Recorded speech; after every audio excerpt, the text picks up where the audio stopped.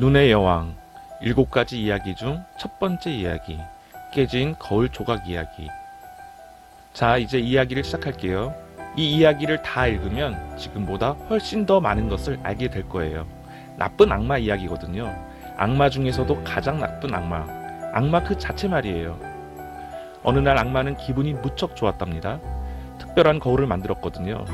착하고 아름다운 것은 완전히 쪼그라들게 해서 아무것도 보이지 않게 비추고, 반대로 쓸모없고 못생긴 것은 더 선명하고 더 못되게 보이도록 비추는 거울이요. 아무리 멋진 경치도 이 거울에 비춰보면 푹 삼긴 시금치처럼 보였어요. 아무리 착한 사람도 흉측해 보였어요. 거꾸로 서 있거나 투명해져서 안 보이기도 했고, 얼굴이 알아볼 수 없을 정도로 찌그러져 보이기도 했어요. 죽은 깨가 하나라도 있으면 코나 입 언저리가 죽은 깨 투성이로 보였어요. 아주 재미있군 하고 악마는 말했지요. 훌륭하고 경건한 생각이 누군가의 마음속에 떠오르면 거울 속에서는 찡그린 얼굴이 보였어요. 악마는 자신이 발명한 예술작품이 좋아서 낄낄거렸죠. 그 악마는 악마 학교의 교장이었는데, 그 학교에 다니는 악마들은 신기한 물건이 만들어졌다고 사방에 소문을 퍼뜨리고 다녔어요. 이제야 세상과 인간들을 제대로 볼 수 있게 되었다고 우기면서 말이죠. 이제 악마들은 하늘까지 날아올라가 구독과 좋아요를 눌렀어요. 이제 악마들은 하늘까지 날아올라가 천사들마저 비웃고 조롱하고 싶었어요. 그래서 거울을 가지고 높이 올라갔지요. 올라가면 갈수록 거울은 더 심하게 뒤틀렸어요. 꼭 붙잡고 있기가 힘들 정도였죠. 점점 더 높이 올라가자 거울은 일그러지다 못해 심하게 흔들리기 시작했어요. 그러다가 결국 거울은 악마들의 손에서 미끄러져 땅으로 떨어져 버렸어요. 거울은 수천 수억, 아니 그보다 훨씬 더 많은 조각으로 부서졌답니다. 이 거울 때문에 세상에는 전보다 훨씬 더 많은 불행이 생기게 되었어요. 깨진 거울 조각들은 보리알보다도 작았지만 주위를 날아다니다가 누군가의 눈에 들어가면 거기에 그대로 눌러붙었어요. 그러면 그 사람은 모든 것을 삐뚤게 보고 나쁜 면만 더 많이 보였지요.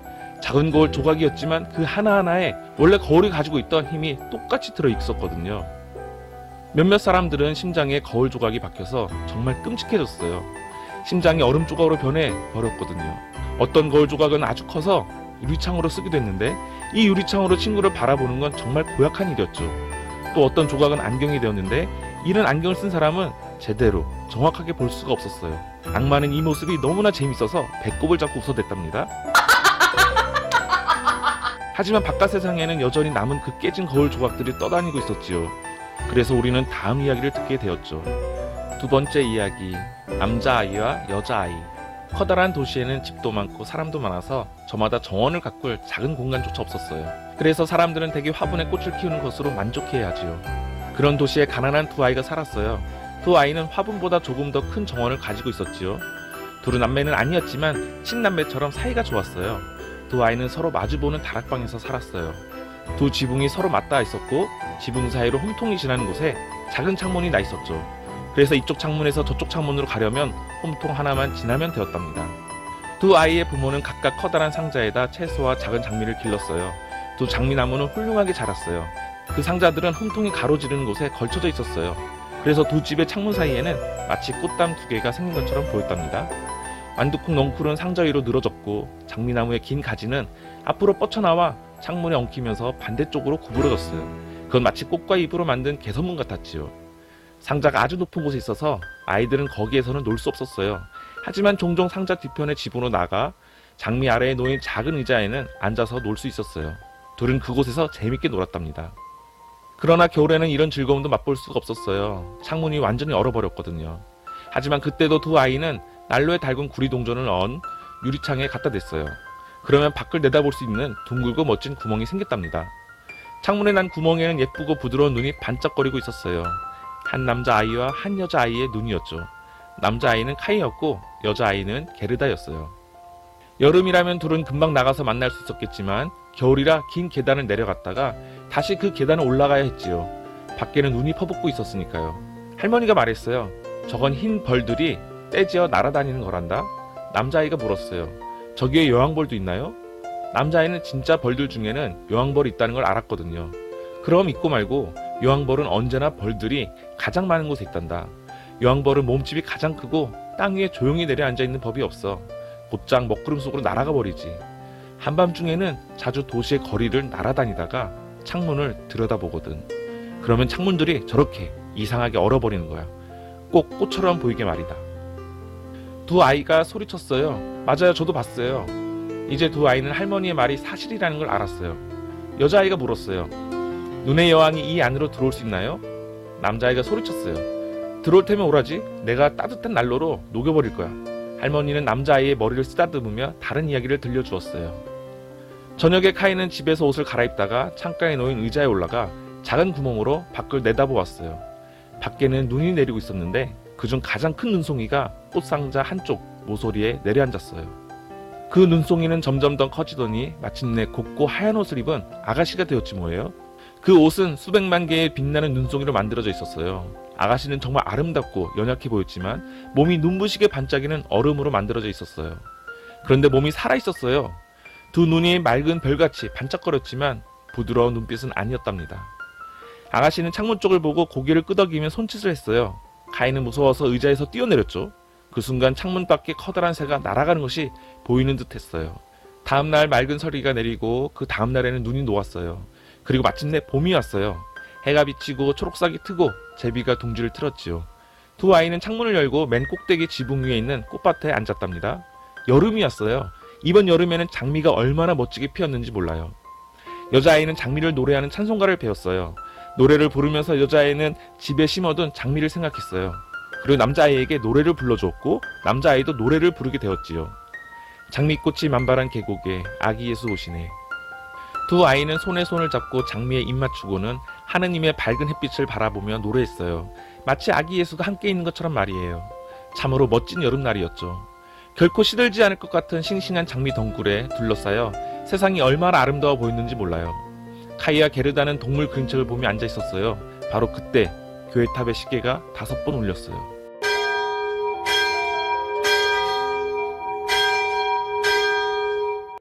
갑자기 카이가 소리 질렀어요. 아, 뭔가가 내 심장을 찔렀어.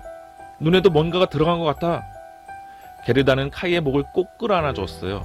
카이는 눈을 깜빡거렸지만 게르다는 카이의 눈에서 아무것도 찾을 수 없었답니다. 카이가 말했어요. 이제 없어졌나 봐. 하지만 없어진 것이 아니었어요. 그것은 우리가 이미 알고 있는 마법 거울에서 떨어진 작은 조각이었어요. 크고 좋은 것은 모조리 작고 보잘것없게 비추고 못되고 사악한 것은 더 또렷하고 결점 하나하나가 다 두러지게 보이는 거울 말이에요. 가엾은 카이도 심장 바로 한가운데에 거울 조각이 박혔으니 곧 심장이 얼음처럼 변하고 말겠죠? 이제 아프진 않았지만 거울 조각은 여전히 심장에 박혀 있었어요. 카이가 갑자기 소리쳤어요. 왜 울고 있어? 그러니까 진짜 못생겼잖아. 나는 아무렇지도 않다니까. 에이, 저 장미는 벌레 먹었잖아. 이 장미는 완전히 삐뚤빼뚤이야. 다 못생겼어. 이 상자가 똑같아.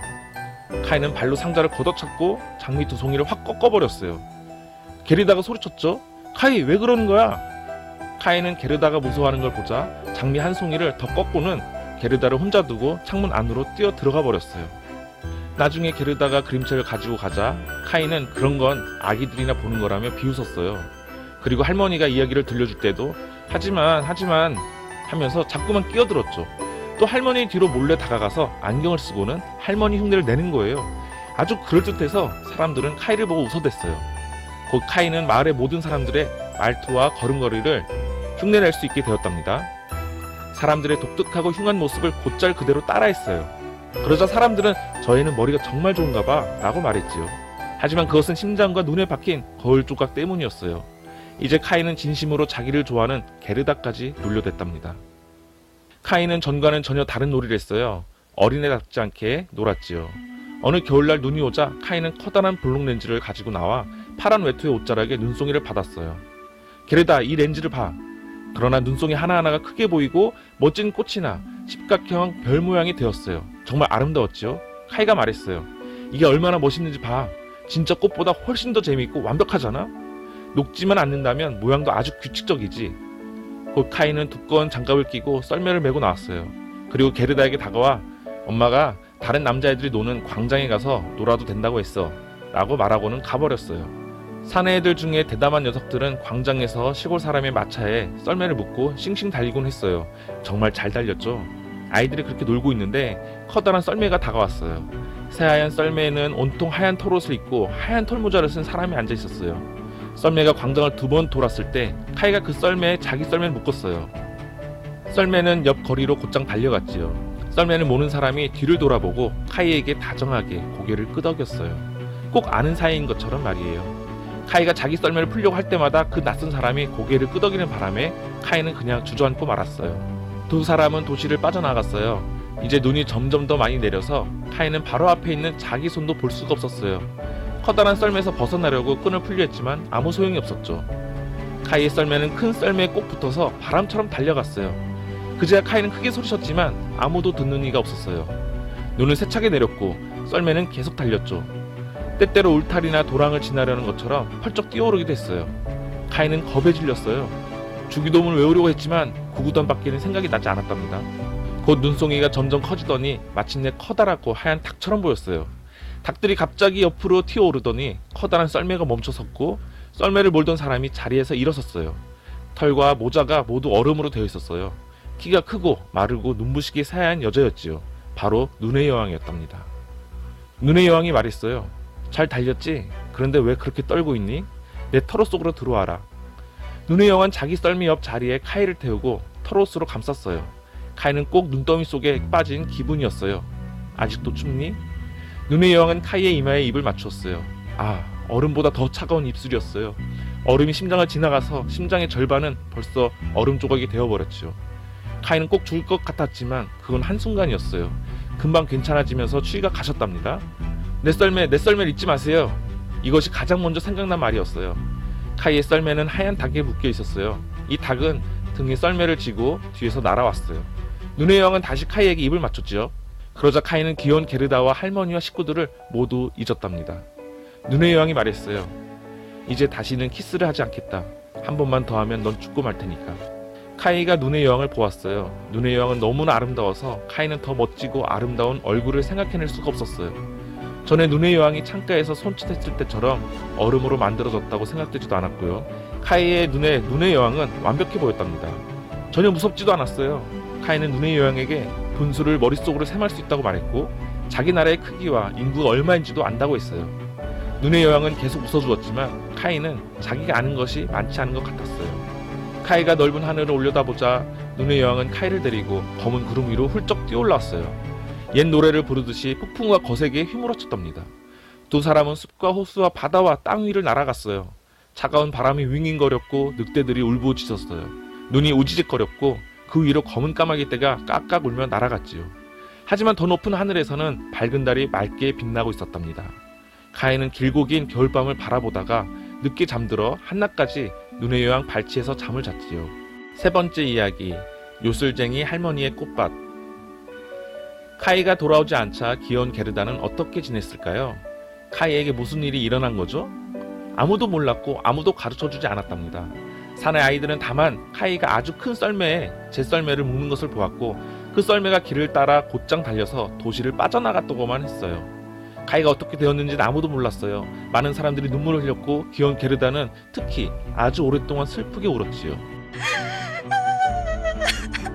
사람들이 모두 카이가 죽었다고 말했어요. 도시 옆을 지나는 강에 빠져 죽었다고요. 아, 겨울은 어찌나 어둡고 긴지. 하지만 햇볕이 따뜻한 봄이 다시 찾아왔어요. 게르다가 말했어요. 카이는 죽었나봐. 해님이 대답했어요. 난 그렇게 생각하지 않아. 이번에는 제비들에게 말했어요. 카이가 죽어버렸어. 우린 그렇게 생각하지 않아. 그러자 게르다도 카이가 죽지 않았다고 믿게 되었답니다. 어느 날 아침 게르다가 말했어요. 빨간색 구두는 신어야겠어. 저건 카이도 못 본 구두야. 내가 강에 가서 카이를 찾아볼 테야. 아직은 아주 이른 시간이었어요. 게르다는 아직 자고 있는 할머니에게 입을 맞췄어요. 그러고는 빨간 구두를 신고서 혼자 도시를 빠져나가 강으로 갔답니다. 당신이 정말 제 친구를 데려갔나요?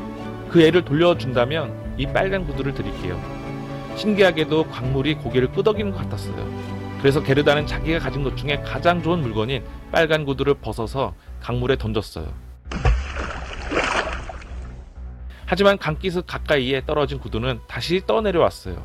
마치 강이 카이를 데려가지 않았기 때문에 게르다가 가장 좋아하는 물건을 갖지 않겠다는 듯이 말이에요.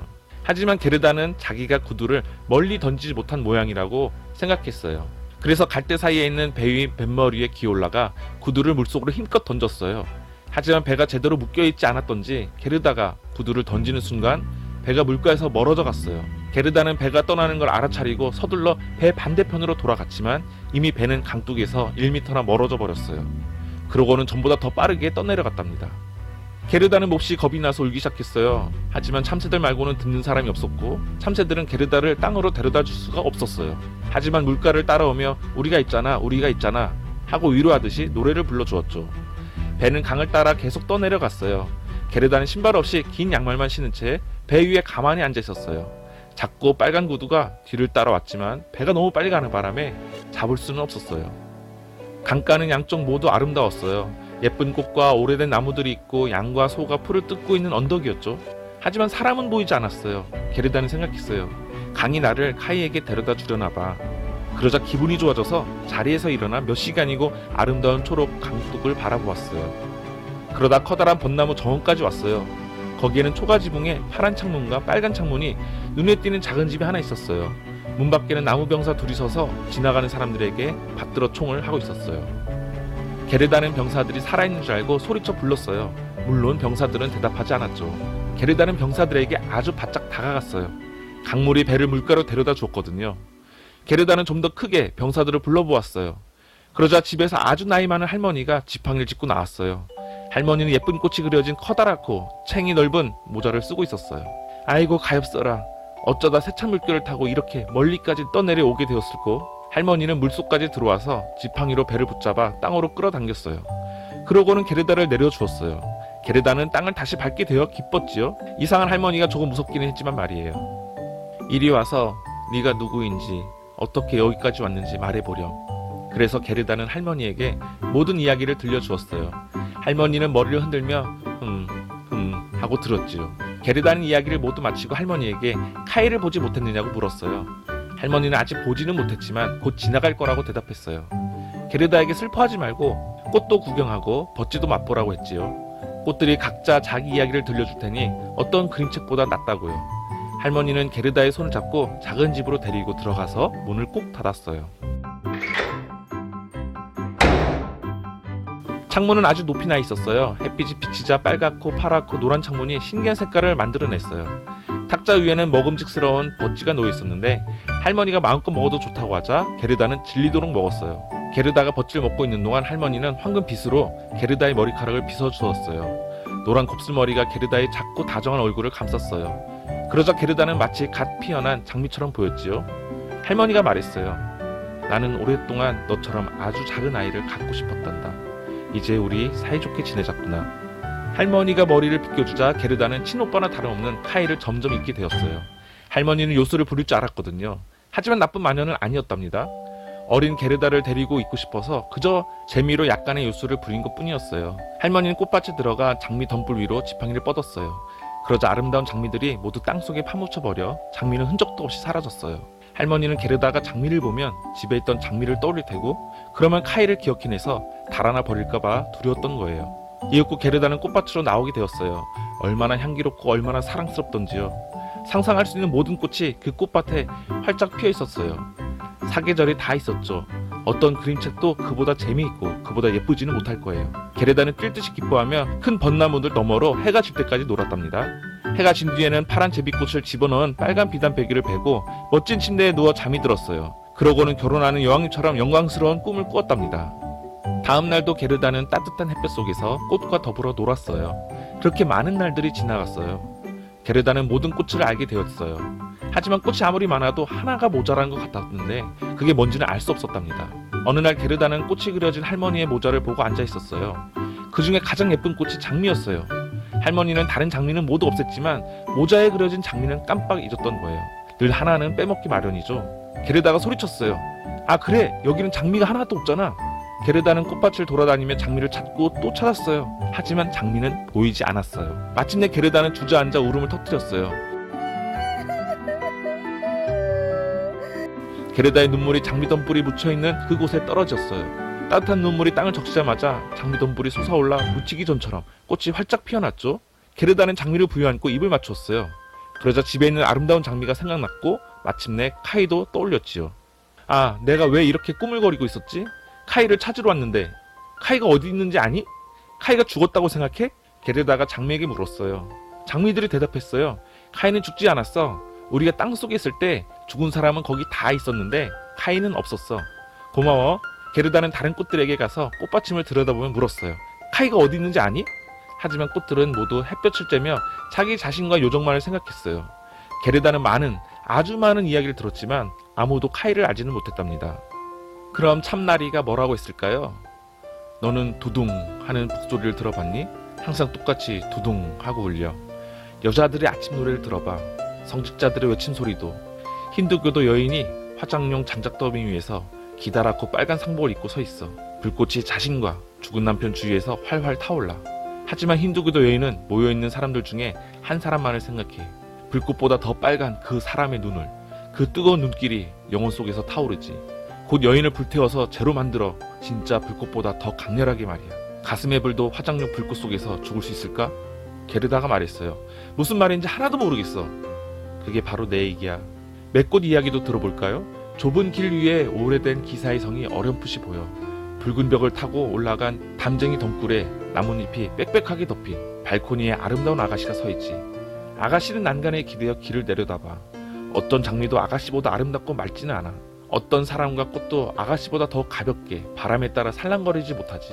화려하게 그지없는 비단 옷이 속삭이는 소리를 들어봐. 그 사람은 아직 안 오나요? 게르다가 물었어요. 카이 말이야? 맷꽃이 대답했어요. 난 그냥 내 이야기, 그러니까 내 꿈 이야기를 한 것뿐이야. 그럼 작은 아네모네는 무슨 이야기를 했을까요? 나무들 사이에 긴 널빤지가 밧줄에 매달려 있어. 그건 그네지. 예쁜 아가씨 둘이 눈처럼 새하얀 옷을 입고 긴 초록색 실크 리본을 맨 모자를 썼어. 아가씨들은 그네를 타고 있어. 또 아가씨의 오빠가 그네에 서서 밧줄을 팔을 감아 균형을 잡고 있지. 한 손에는 작은 컵을, 한 손에는 흙으로 구운 파이프를 들고 있는 거야. 오빠는 비눗방울을 만들고 있는 거야. 그네가 날면 비눗방울이 색색으로 아름답게 날아오르지. 마지막 비눗방울은 파이프에 매달린 채 바람에 흔들리고 그네는 날아올라. 비눗방울처럼 가벼운 작은 검정 강아지가 뒷다리로 서서 그네에 태워달라고 하지. 그네는 날아올라. 그러자 걔가 자기 혼자서 넘어지고는 화가 나서 마구 짖어대. 놀림을 당한 데다 비눗방울이 자꾸 터지니까. 그네와 터지는 비눗방울. 그게 바로 내 노래야. 네가 하는 이야기는 아름답지만 슬퍼. 그리고 카이 이야기는 하나도 없어. 히아신스는 뭐라고 할까요? 옛날에 아름다운 세 자매가 살고 있었어. 셋 모두 살결이 투명하고 가녀렸지. 큰 언니는 빨간색, 둘째 언니는 파란색, 막내는 하얀색 옷을 입고 있었어. 달빛이 밝은 밤 세 자매는 손에 손을 잡고 고요한 호숫가에서 춤을 추었어. 요정은 아니야. 그냥 사람이었어. 그것은 정말 아름답고 향기로웠지. 세 자매는 숲속으로 사라졌고 향기는 점점 더 짙어졌어. 그리고 아름다운 세 자매가 누워있는 관 세 개가 나타났어. 그 관은 울창한 숲을 빠져나와 호수를 가로질러 가지. 떠도는 작은 불빛처럼 반딧불이 그 주위에서 빛나고 춤추는 소녀들은 자는 걸까 아니면 죽은 걸까? 꽃향기가 말해. 죽은 자들을 위한 저녁종이 울린다고. 게르다가 말했어요. 정말 슬픈 이야기야. 네 향기가 점점 짙어져. 그러니까 죽은 아가씨들이 생각나잖아. 아, 우리 카이가 정말로 죽은 걸까? 땅에 묻혀있던 장미들이 아니라고 하던데. 히아신스가 종을 울렸어요. 딩동 딩동. 우리는 카이를 위해 종을 울리는 게 아니야. 우리는 카이를 몰라. 우리는 그저 우리 노래를 하는 거야. 우리가 아는 우리 노래. 게르다는 푸른 잎사귀 사이에서 빛을 내고 있는 미나리아 제비에게 갔어요. 너는 빛나는 작은 햇님이구나. 내 친구가 어디에 있는지 알면 좀 말해줄래? 그러자 미나리아 제비는 아주 환하게 빛을 내며 게르다를 돌아보았어요. 미나리아 제비는 무슨 노래를 불렀을까요? 그런 카이하고는 아무 상관없는 노래였어요. 작은 시골의 봄이 시작되는 날이었어. 맑은 해가 따뜻하게 내리쬐고 있었어. 햇빛이 이웃집 하얀 벽에 미끄러지듯이 비치었지. 벽 옆에는 갓 핀 노란 꽃이 반짝이는 햇빛을 받아 황금처럼 빛나고 있었어. 할머니가 문밖 의자에 앉아 있었지. 할머니의 아름다운 손녀딸은 남의 집 하녀였는데 할머니를 보러 잠깐 집에 들렸어. 손녀딸은 할머니에게도 입을 맞추었어. 은총을 받은 입맞춤 속에는 마음에 깃든 황금이 들어있었어. 입안에도 황금이, 남쪽에도 황금이, 아침에도 황금이. 자, 이게 내 이야기야. 게르다가 한숨을 푹 내쉬었어요.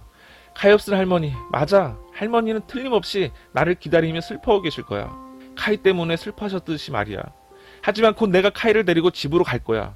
꽃들에게 묻는 건 아무 소용이 없어. 다들 자기 노래만 알고 다른 이야기는 들려주지 않아. 게르다는 더 빨리 달릴 수 있도록 옷을 걷어올렸어요. 게르다가 노랑수선화를 막 뛰어넘으려 하는데 노랑수선화가 게르다의 다리를 붙잡았죠. 그래서 게르다는 키 큰 노랑수선화에게 물었답니다. 너 혹시 카이에 대해 아는 거 있니? 게르다가 수선화의 몸을 구부리자 뭐라고 한 줄 아세요? 나는 나를 볼 수 있어. 나는 나를 볼 수 있어. 오, 얼마나 향기가 좋은지. 지붕 위의 작은 방에서 한 작은 소녀가 춤추고 있어. 한 발로 서기도 하고 두 발로 서기도 하면서 온 세상을 돌아다닌 것 같아. 하지만 그 애는 환상일 뿐이야. 그 애는 찻주전자 물을 자기 옷에 부어 깨끗한 게 좋지 하고 말하면서 그 소녀의 하얀 옷이 못에 걸려있어. 찻주전자 물로 빨아서 지붕 위에 말린 거지. 소녀가 그 옷을 입고 샛노란 손수건을 목에 두르면 그 옷이 훨씬 더 하얗게 보이지. 내 발밑을 봐. 줄기에 서 있는 소녀의 못을 보라고. 나는 나를 볼 수 있어. 나는 나를 볼 수 있다고. 게르다가 말했어요. 그런 건 조금도 관심 없어. 내게는 쓸데없는 이야기야. 게르다는 꽃밭 끝까지 달려갔어요. 문이 잠겨 있었지만 녹슨 자물쇠를 3개 누르자 자물쇠가 부서지고 문이 활짝 열렸어요. 게르다는 맨발로 넓은 세상으로 뛰어나갔어요. 3번이나 돌아보았지만 아무도 뒤쫓아오지 않았어요. 마침내 게르다는 지쳐서 더는 달리지 못하고 커다란 돌 위에 앉았어요. 그리고 주위를 둘러보니 여름이 다 끝나버린 거예요. 늦가을이었답니다. 꽃밭에 있을 때 항상 해가 밝게 비치고 항상 모든 계절의 꽃이 피어 있어서 시간이 가는 줄 몰랐던 거예요. 어쩜 좋아, 이렇게 늦잠을 부리다니. 가을이 왔어. 다시는 쉬면 안 돼. 게르다는 벌떡 일어나 다시 길을 갔어요. 작은 발이 얼마나 아프고 지쳤을까요? 주위는 모두 춥고 쌀쌀하게 보였어요. 긴 버드나무 이파리가 노랗게 바래고 안개가 물방울이 되어 이파리에서 뚝뚝 떨어졌어요. 잎이 하나씩 떨어졌어요. 자두나무에만 열매가 달려있었지만 자두가 너무 쉬어 이가 갈릴 정도였답니다. 넓은 잿빛 세상이 얼마나 우울하게 보였는지요. 4번째 이야기, 왕자와 공주. 게르다는 다시 쉬어야 했어요. 그때 맞은편에서 커다란 까마귀가 눈을 헤치고 팔짝팔짝 뛰어왔어요. 까마귀는 고개를 까딱거리며 한참 게르다를 바라보더니 깍깍, 좋은 날이야, 좋은 날이야 하고 인사했어요. 까마귀는 말이 서툴렀지만 어린 소녀가 친근하게 느껴져 넓은 세상에 혼자 어디로 가느냐고 물었지요. 혼자라는 말을 게르다는 너무나 잘 이해했고 그 말이 얼마나 많은 것을 의미하는지도 잘 알고 있었어요.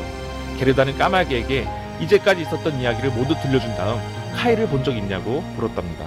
그런데 까마귀가 아주 진지하게 고개를 끄덕이며 말한 거예요. 그럴지도 몰라. 그럴지도 몰라.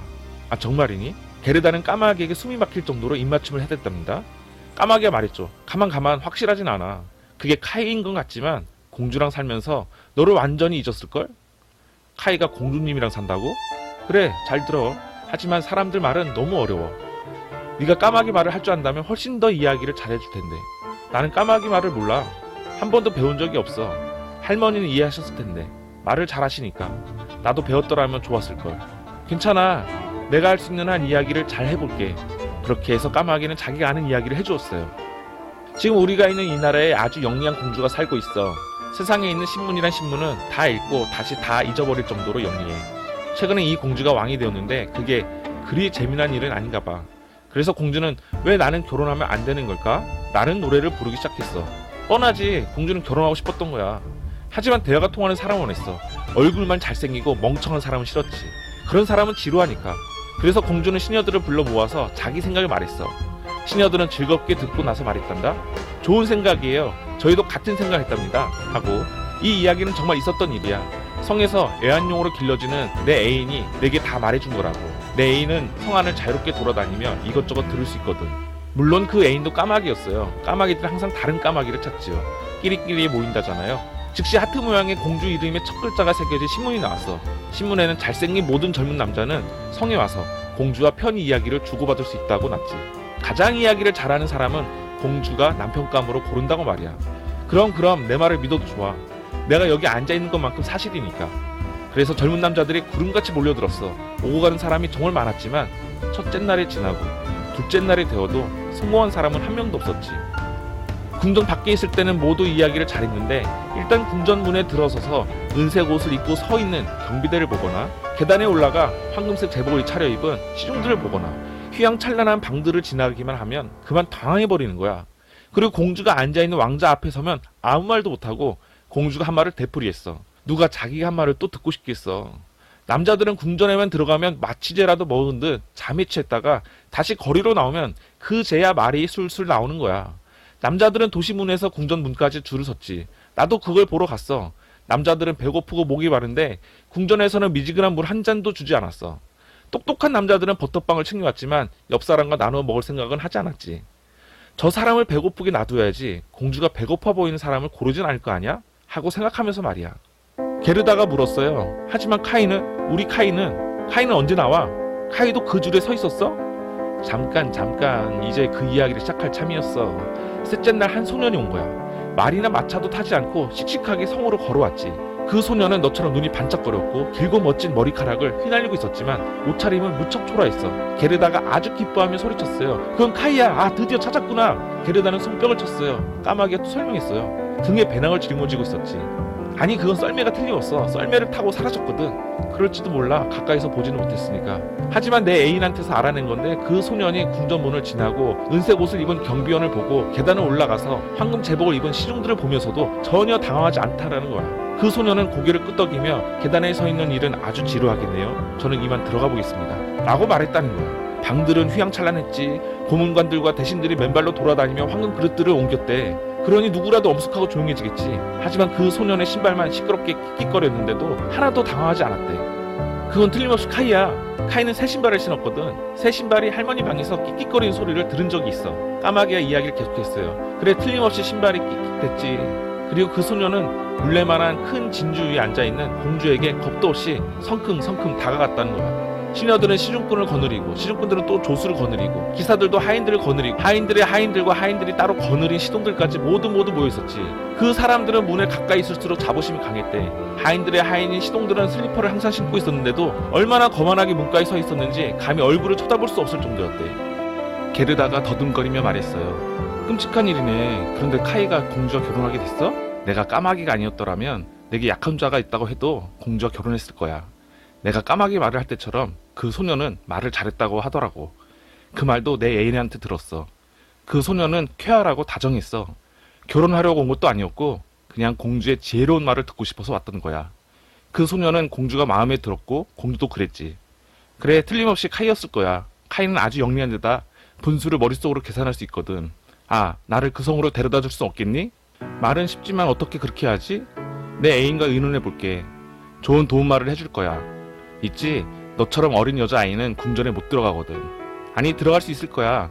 내가 여기까지 왔다는 말을 들으면 카이가 곧장 나와서 나를 데리고 들어갈 거야. 그럼 저 울타리에서 날 기다려. 까마귀는 머리를 흔들며 날아가 버렸어요. 까마귀는 저녁 늦게야 돌아와서 말했죠. 좋아. 내 애인이 안부 전해달래. 여기 빵을 좀 가져왔어. 애인이 부엌에서 가져온 거야. 거기에는 빵이 많대. 너 정말 배고프겠다. 너는 맨발이라 성에 못 들어갈 거야. 은색 옷을 입은 경비원과 황금색 제복을 입은 시중들이 허락하지 않을걸? 하지만 울지마. 들어갈 방법이 있어. 내 애인이 침실로 가는 뒷계단을 알거든. 열쇠가 어디에 있는지도 알고 말이야. 그래서 게르다와 까마귀는 정원을 통해 이파리가 하나씩 떨어지고 있는 커다란 가로수길로 들어섰어요. 궁전의 불빛이 하나씩 꺼질 무렵에 까마귀가 게르다를 문이 조금 열린 뒷문으로 데려갔죠. 아, 게르다는 두려움과 기대로 얼마나 가슴이 두근거렸는지 몰라요. 꼭 나쁜 짓을 하려는 것 같았지요. 하지만 게르다는 그 사람이 카이인지 알고 싶었을 뿐이에요. 그래요, 그 사람은 카이가 틀림없겠죠. 게르다는 카이의 맑은 눈과 긴 머리카락이 생각났어요. 집에서 장미꽃들 사이에 앉아서 미소 짓고 있던 모습도요. 카이는 게르다를 보면 틀림없이 반가워할 거예요.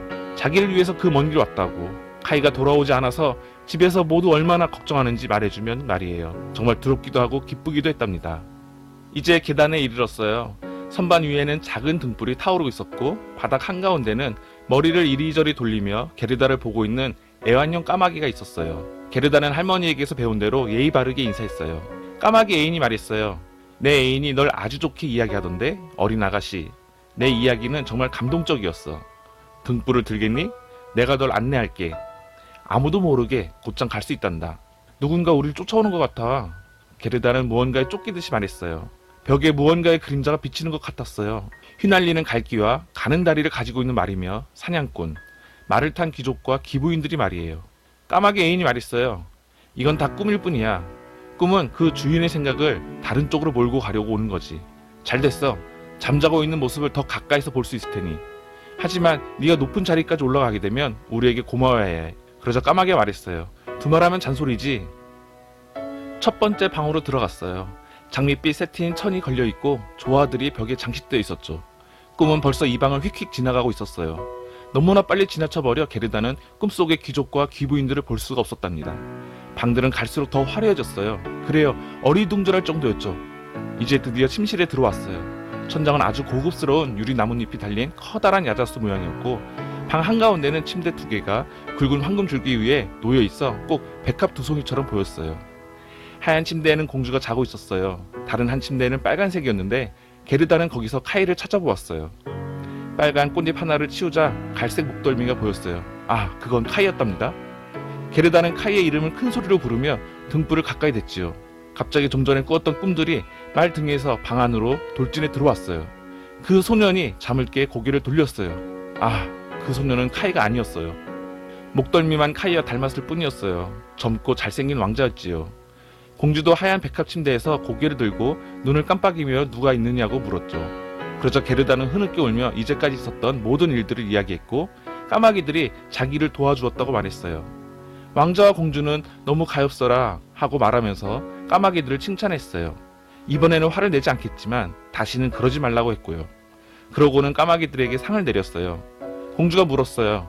너희들 세상을 자유롭게 날아다니며 살래? 아니면 궁중의 까마귀로 살면서 부엌에서 남은 음식은 뭐든지 먹으며 살래? 두 까마귀는 절을 하면서 궁중의 까마귀가 되기를 원했어요. 까마귀들도 나이를 생각할 때가 됐기 때문이었죠. 두 까마귀는 노년을 대비해 두는 게 좋죠 하고 말했답니다. 왕자가 침대에서 일어나 게르다를 자기 침대에서 자게 해주었어요. 왕자가 베풀 수 있는 가장 큰 친절이었죠.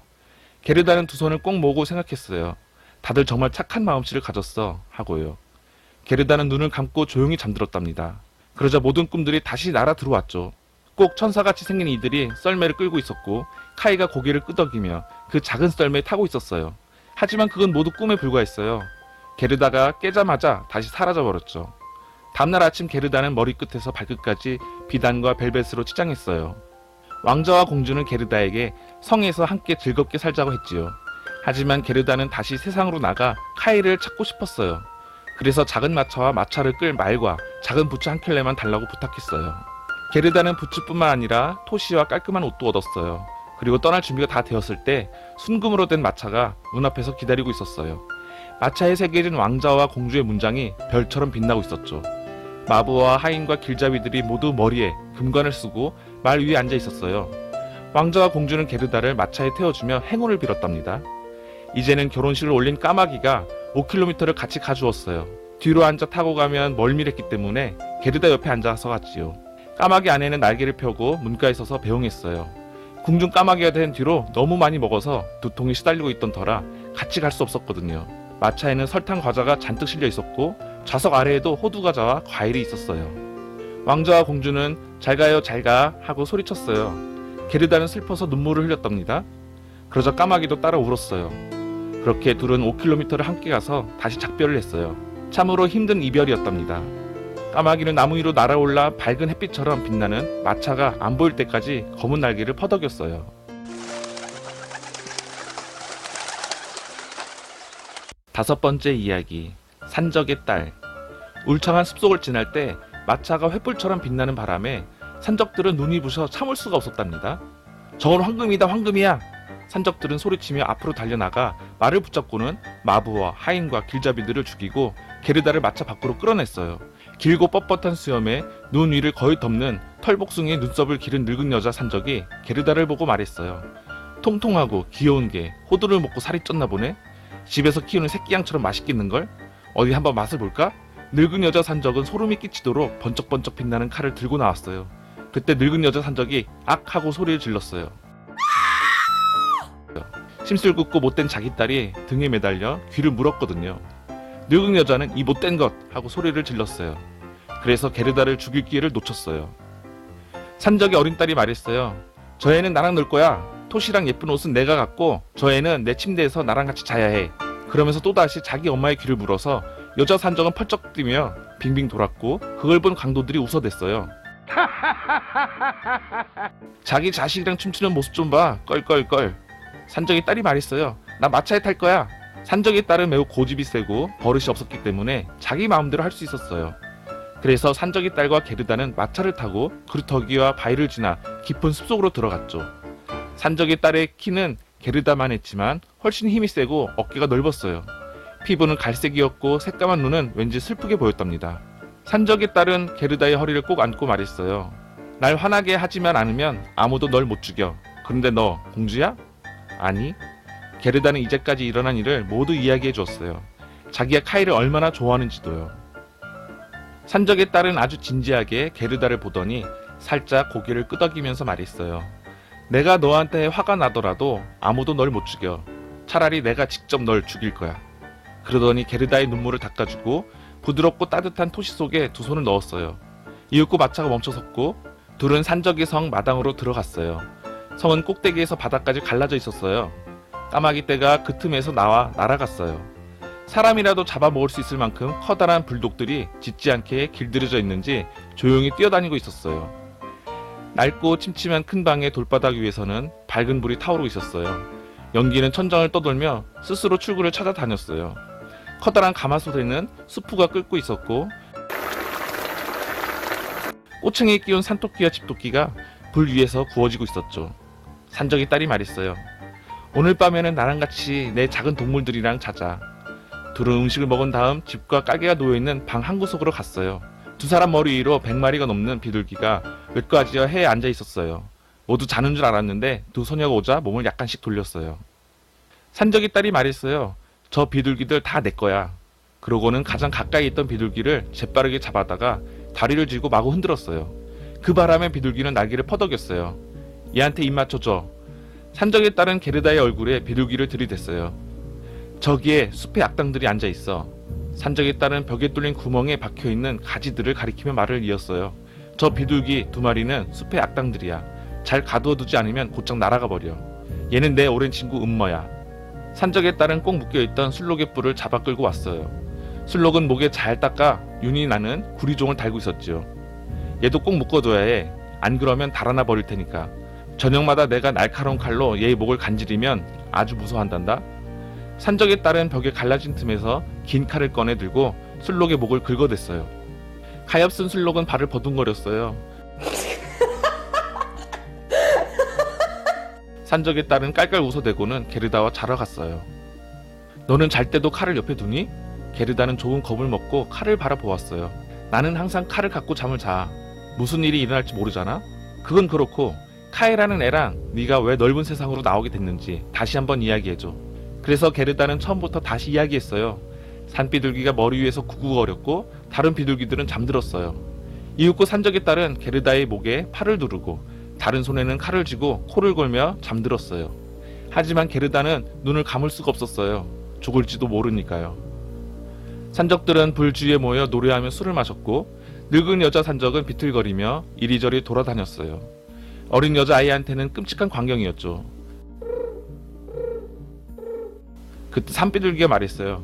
구구, 구구, 우리가 어린 카이를 봤어. 하얀 암탉이 그 아이의 썰매를 등에 지고 있었어. 카이는 눈의 여왕에 마차에 앉아 있었고 마차는 우리 둥지가 있던 숲을 지나갔어.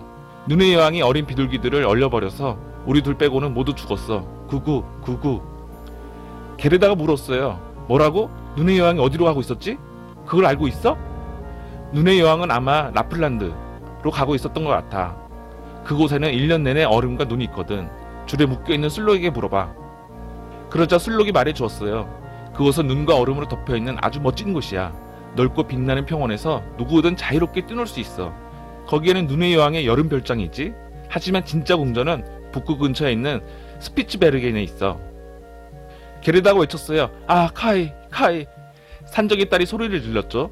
가만히 누워있어. 안 그러면 칼로 찔러버릴 거야. 아침이 되어 게르다는 산적의 딸에게 산비둘기 한 말을 모두 해주었어요. 산적의 딸은 아주 진지한 표정으로 고개를 끄덕이더니 말했어요. 뭐 아무래도 상관없어. 산적의 딸이 술록에게 물었어요. 라플란드가 어디 있는지 알아? 술록이 눈을 반짝반짝 빛내며 대답했죠. 나보다 더 잘 아는 사람이 있을까? 나는 거기에서 태어나고 자랐는데 그곳 눈밭에서 뛰어다녔지. 산적의 딸이 게르다에게 말했어요. 잘 들어. 남자들은 모두 나간 거 알지? 엄마만 계속 여기에 있을 거야. 하지만 엄마는 정오가 되면 큰 술통에서 술을 퍼마셔. 그런 다음 잠깐 잠을 자지. 그때 내가 너에게 뭔가를 해줄 수 있을 거야. 산적의 딸은 침대에서 뛰어나가 엄마의 목에 매달려 턱수염을 잡아당기며 어리광을 피웠어요. 잘 잤어, 늙은 염소? 엄마는 멍이 들 때까지 딸의 코를 손가락으로 튕겼는데 그건 순전히 다 딸을 사랑하기 때문이었어요. 엄마가 술을 마시고 잠자러 갔을 때 산적의 딸은 술록에게 가서 말했어요. 나는 앞으로도 칼로 널 간질려 주고 싶어. 그럴 때 네 모습이 정말 웃기니까. 하지만 괜찮아. 내가 줄을 풀어 내보내 줄 테니까 라플란드로 가. 하지만 부지런히 달려서 얘를 눈의 여왕이 사는 궁전에 데리고 가야 해. 그곳에 이 아이의 친구가 있으니까. 얘가 내게 한 말을 너도 들었을 거야. 큰 소리로 말할 때 너도 듣고 있었잖아. 술록은 너무 기뻐서 펄쩍 뛰어올랐어요. 산적에 따른 게르다를 술록의 등에 태워주고 꼼꼼하게 줄을 맨 다음 깔고 앉을 작은 반석도 내주었어요. 너에게 털 장화를 줄게. 몹시 추워질 테니까. 하지만 토시는 예쁘니까 내가 가질래. 하지만 넌 춥지 않을 거야. 이건 우리 엄마의 큰 벙어리 장갑이야. 네가 끼면 팔꿈치까지도 덮일 거야. 자, 그걸 끼니까 네 손이 꼭 못생긴 우리 엄마 손 같다? 게르다는 정말 기뻐서 눈물까지 나왔어요. 산적이 딸이 말했어요. 네가 훌쩍거리는 걸 더는 못 참겠어. 자, 기뻐해야지. 빵 2덩어리와 햄이 있으니까 배고플 때 먹어. 산적의 딸은 빵과 햄을 술록의 등에 매달았어요. 그러고는 문을 열고 큰 개들을 불러들이더니 날카로운 칼로 술록의 줄을 끊고 말했어요. 자, 달려! 이 어린 아가씨를 잘 돌봐줘. 게르다는 벙어리 장갑을 낀 손을 저으며 산적의 딸에게 작별 인사를 했어요. 잘 있어. 술록은 그루터기 위와 돌 위를 달렸고 거대한 숲을 빠져나가 빠른 속도로 늪지와 초원을 가로질러 갔어요. 늑대들이 울부짖고 갈까마귀들이 울어댔어요.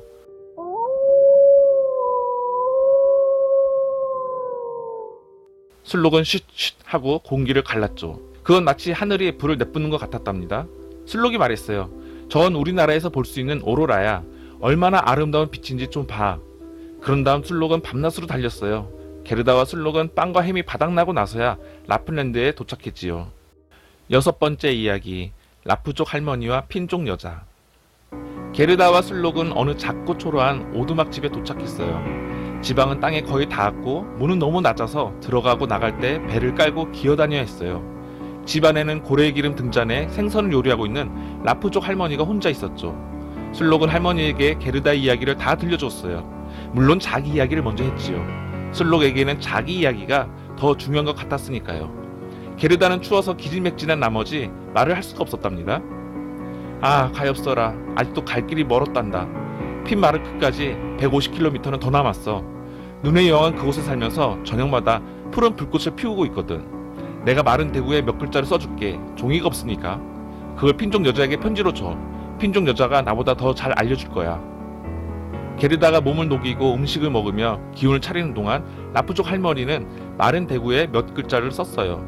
그러고는 대구를 잘 챙기라고 말하면서 게르다에게 주고 게르다를 다시 술록에 묶어주었어요.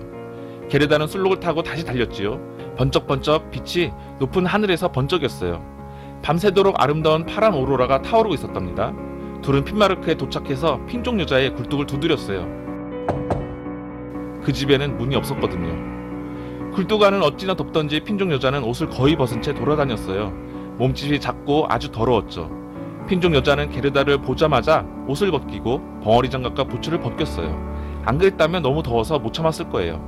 그런 다음 술록이 머리에 얼음 조각을 올려주고 대구에 쓰인 글을 읽었어요. 3번을 읽고 나서 내용을 다 외우자 핀족 여자는 대구를 스프솥에 집어넣고 끓였어요. 무엇 하나 낭비하는 법이 없었거든요. 술록은 다시 먼저 자기 이야기를 했고 그 다음에 게르다 이야기를 했어요. 핀족 여자는 영리한 눈을 깜빡거렸지만 아무 말도 하지 않았지요. 술록이 말했어요. 당신은 영리하잖아요. 세상의 모든 바람을 실 몇 가닥으로 묶을 수도 있잖아요. 뱃사람이 첫 번째 매듭을 풀면 좋은 바람을 얻게 되고 두 번째 매듭을 풀면 바람이 심하게 불지요. 세 번째 매듭과 네 번째 매듭을 풀면 폭풍이 몰아쳐 숲이 다 망가지고 말아요. 눈의 여왕을 이길 수 있도록 이 여자에게 12사람 목의 힘을 가질 수 있는 물약을 만들어 주실 수 없겠어요? 12사람 몫의 힘을? 그게 큰 힘이 될까? 핀족 여자는 선반에 가서 커다란 털가죽 두루마리를 가져와 펼쳤어요. 거기에는 이상한 글자들이 적혀 있었죠. 핀족 여자는 이마에서 땀이 흐를 때까지 읽었답니다. 술록은 게르다를 위해 다시 한번 간청했고 게르다는 눈물이 그렁그렁한 눈으로 핀족 여자를 바라보았어요. 그러자 핀족 여자는 눈을 깜빡이기 시작했어요. 그리고 술록을 한쪽 구석으로 데려가 이마에 새로 얼음을 올려주며 속삭였죠. 카이가 눈의 여왕 소나기에 있는 건 틀림없어. 카이는 뭐든지 자기 마음대로 할 수 있어. 게다가 그곳이 마음에 들어 세상에서 가장 좋은 곳이라고 생각할 거야. 하지만 그건 깨진 거울 조각이 눈과 심장에 박혀있기 때문이야. 그걸 빼내야 해. 그걸 빼내지 않으면 다시는 인간으로 돌아오지 못할 거고 눈의 여왕이 시키는 대로 살게 돼. 그럼 게르다가 그 거울 조각을 빼낼 수 있도록 힘을 줄 수는 없나요? 나는 그 애가 지금 가지고 있는 힘보다 더 큰 힘을 줄 수가 없어. 그 애가 가진 힘이 얼마나 큰지 모르겠니? 사람과 동물, 모두가 게르다를 도와주지 않고는 못 베기잖아. 게다가 맨발로도 세상을 얼마나 잘 헤쳐왔는지 안 보여? 우리가 줄 수 있는 힘은 없어. 저의 힘은 순수한 마음에서 나오는 것이거든. 만약 저희가 혼자 눈의 여왕에게 가서 카이의 거울 조각을 빼내지 못한다면 우리 힘으로도 어쩔 수 없어. 여기에서 3km만 가면 눈의 여왕의 정원이 나와. 너는 거기까지 저희를 데려다 줄 수 있지. 그리고 눈 속에서 빨간 열매를 맺고 있는 큰 덤불에 저희를 내려놔. 또 수다 떨지 말고 서둘러 돌아와. 핀족 여자는 게르다를 술록에 태워주었고 술록은 있는 힘껏 달렸어요. 게르다가 소리쳤어요. 아, 내 신발이 없어. 벙어리 장갑도 없고. 게르다는 곧 살을 내는 듯한 추위를 느꼈어요. 하지만 술록은 멈추지 않았지요. 빨간 열매가 열린 덤불에 도착할 때까지 달렸어요. 술록은 거기에 게르다를 내려놓고 이별의 입맞춤을 했어요. 술록은 뺨에 굵은 눈물방울을 뚝뚝 흘렸답니다. 그런 다음 재빨리 돌아가 버렸죠. 가엾은 게르다는 신발도 장갑도 없이 끔찍하게 추운 핀마르크 한복판에 서 있었고요.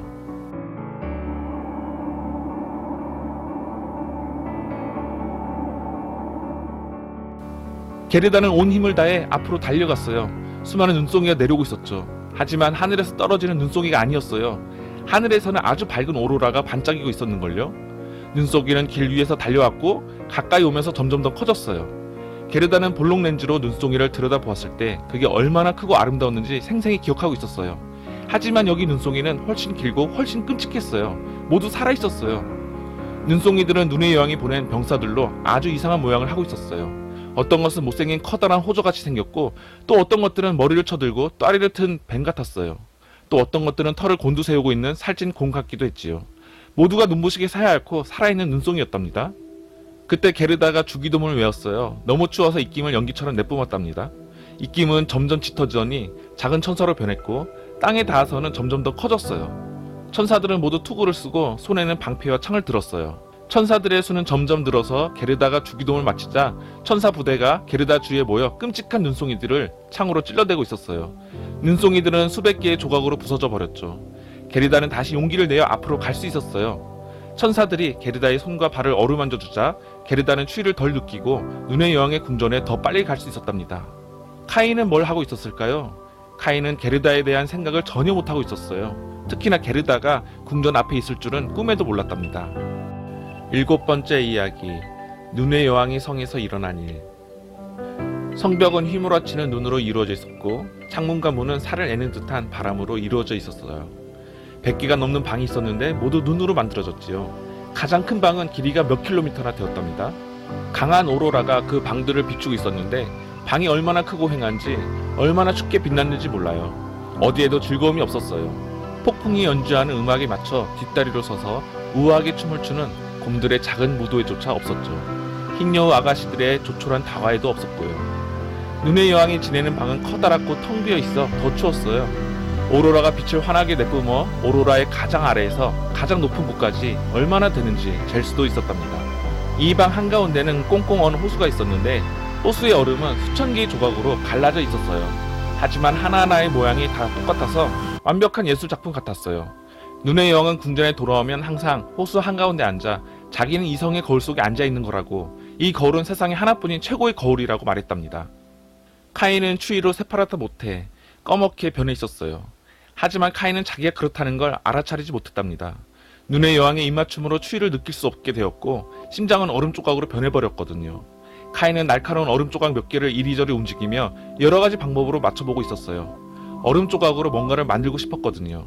그건 작은 나무 조각을 가지고 어떤 형태를 만들어 보는 칠교놀이라고 부른 것과 똑같았죠. 카인은 여러가지 모양을 만들어 보곤 했는데 정말이지 예술적이었어요. 그건 이성의 얼음 놀이였죠. 카인은 이 놀이가 정말 중요하게 느껴졌는데 그건 바로 눈에 박힌 거울 조각 때문이었답니다.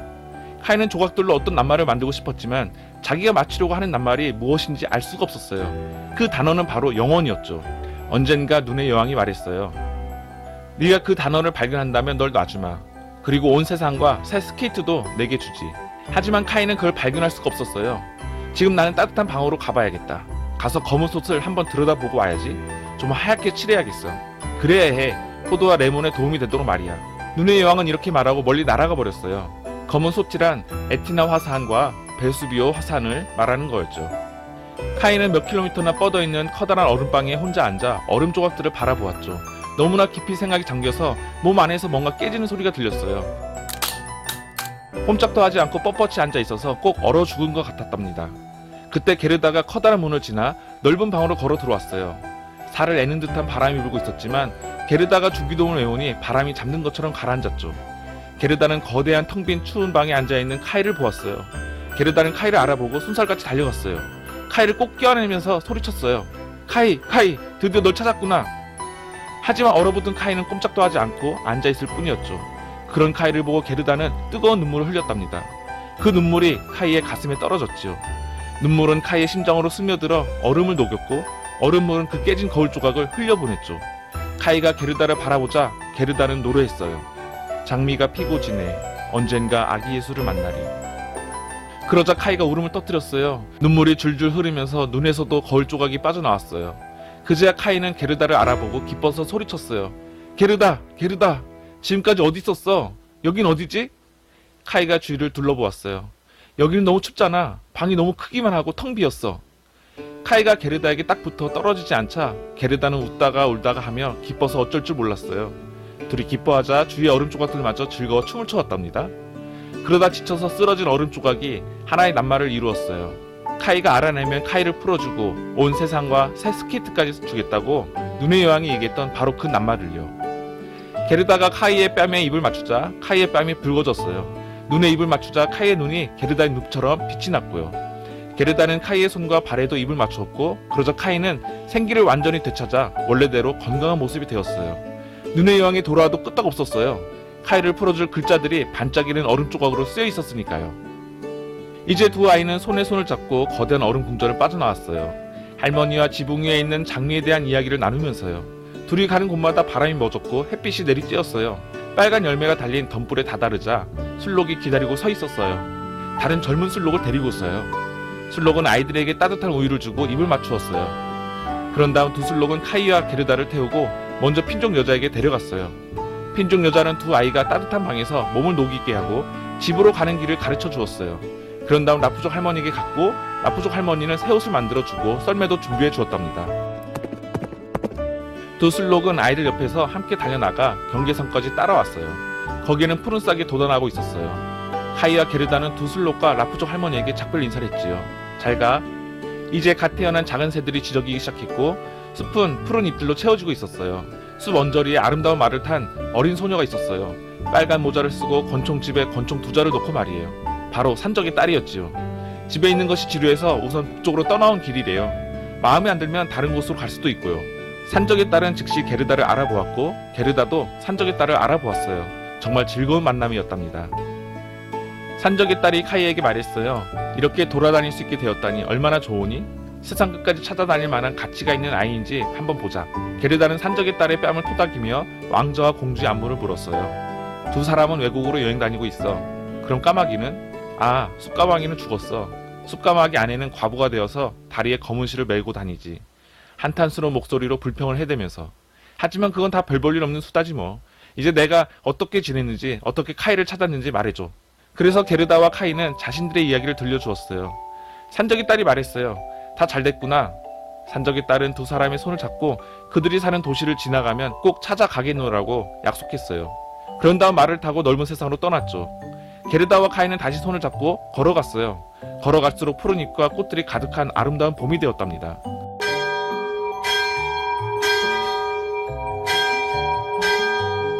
어디선가 교회종이 울렸고 두 사람은 낯익은 높은 교회탑과 커다란 도시를 알아보았죠. 바로 두 사람이 살았던 도시였어요. 둘은 집으로 가서 계단을 올라가 방으로 들어갔답니다. 모든 것이 예전 그대로였어요. 큰 시계가 똑딱거렸고 시계바늘이 돌아가고 있었어요. 하지만 방 안으로 들어가는 순간 게르다와 카이는 자신들이 어느새 어른이 되어 있다는 것을 깨달았어요. 열린 창으로 지붕 위에 활짝 피어있는 장미꽃들이 보였고 아이들을 위한 의자도 보였어요. 카이와 게르다는 자기들 의자에 앉아 서로 손을 잡았어요. 눈의 여왕의 궁전에 차갑고 쓸쓸했던 아름다움은 가위 눌린 꿈처럼 잊혀져 갔습니다. 할머니는 하느님의 밝은 햇빛 속에 앉아서 큰 소리로 성경을 읽어주었어요. 작은 아이가 될 수 없을 만큼 현명하지 못하다면 너는 하느님의 왕국에 들어갈 수 없느니라. 카이와 게르다는 서로의 눈을 들여다보았어요. 둘은 그 순간 옛 찬송을 이해하게 되었답니다. 장미가 피고 지네 언젠가 아기 예수를 만나리. 두 사람은 이제 다 컸지만 마음은 아직 어린아이였어요. 따뜻하고 즐거운 여름날이었지요. 끝.